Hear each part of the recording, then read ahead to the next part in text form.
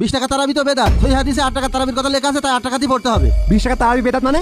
এই সবাই এখান থেকে যান, এই মসজিদে তারাবিও হবে না, ওক্তের নামাজ হবে না। সভাপতি সাহেব কি বলছেন এসব? কি সমস্যা আপনার? কোনো সমস্যা নেই, আমি কইছি মসজিদে নামাজ পড়তে দেবো না, দেবো না। সভাপতি সাহেব 2 দিন পর রোজা, এখন এই কথা বললে হয়? আমি ওসব কথা জানি না, এই মসজিদে আমার বাপের জায়গায় করা, আমার কথা না শুনলে মসজিদে নামাজ পড়তে দেবো না। সভাপতি সাহেব, রোজা রমজান মাস আসলে আপনি এরকম ঝামেলা করেন, আমাদেরকে একটু শান্তিতে নামাজ পড়তে দেবেন না? সভাপতি সাহেব এইভাবে যদি মসজিদ বন্ধ করে রাখেন, মসজিদে যদি নামাজ পড়তে না দেন, তাহলে কিন্তু আপনি গুনাহগার হবেন। গুনাহগার হলে হবো, দরকার হয় এই মসজিদ ভেঙে আমি বাড়ি করবো, তবু কারণ নামাজ পড়তে দেবো না।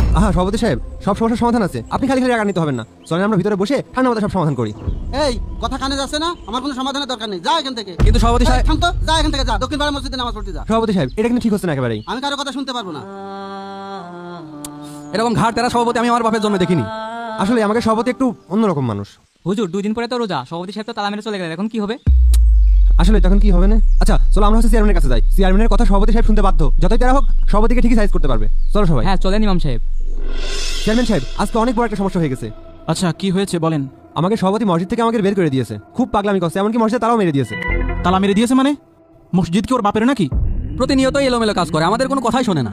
আমি তো আজ পর্যন্ত জীবনে এমন ঘটনা কোনোদিনও শুনিনি। হ্যাঁ উনি প্রতিনিয়তই মসজিদে ঝামেলা করে, আমাদের কোনো কথাই শুনতে চায় না।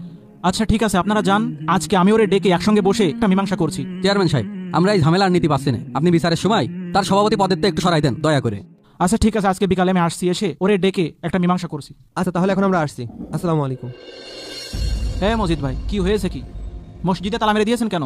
আমি মসজিদের সভাপতি, আমার সিদ্ধান্ত কেউ মেনে নেয় না, আমি তো তালা মারবই। আচ্ছা আপনার সিদ্ধান্ত যদি ভুল থাকে তাহলে সেটা কেউ মেনে নেবে না। আপনি মসজিদে তালা কেন মারাছেন আগে সেটা বলেন। চেয়ারম্যান সাহেব তাহলে শুনুন। এই শোনেন সবাই, সামনে রোজা, আমি তারাবির জন্য হুজুর ঠিক করেছি। সভাপতি সাহেব আপনি তারাবির জন্য হুজুর ঠিক করে ফেললেন, আমাদের তো কিছু জানালেন না। আমি হুজুর ঠিক করেছি, তা আপনাকে জানাতে হবে কেন?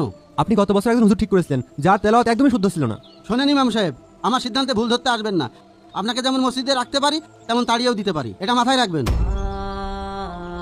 বলছিলাম সভাপতি সাহেব, গত বছর তো 20 টাকা তারাবির নামাজ হয়েছিল, এবছর কয় রাকাত হবে? এই বছরেও তারাবির নামাজ হবে 8 রাকাত। সভাপতি সাহেব আপনি ভুল সিদ্ধান্ত নিচ্ছেন। আপনি আমার থেকে বেশি বোঝেন নাকি? আমি বলেছি তারাবির নামাজ 8 রাকাত, 8 রাকাত হবে, 8 রাকাতই হবে। সভাপতি সাহেব আপনার বোধহয় এমন সিদ্ধান্ত নেওয়া ঠিক হচ্ছে না।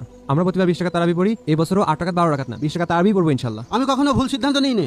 সহিহ হাদিসের ভিতরে 8 টাকা তারাবির কথা লেখা আছে, তাই 8 টাকা তারাবি পড়তে হবে এবার। 8 রাকাত 12 রাকাত 20 রাকাত 3টা রেওয়াত হাদিসে আছে। কিন্তু ওমর রাদিয়াল্লাহু আনহু যখন দেখলেন মুসাল্লিগণ এলোমেলো নামাজ পড়ছে, তখন তিনি জামাত করার উদ্দেশ্যে 20 টাকা তারাবির একটা রেওয়াত চালু করলেন।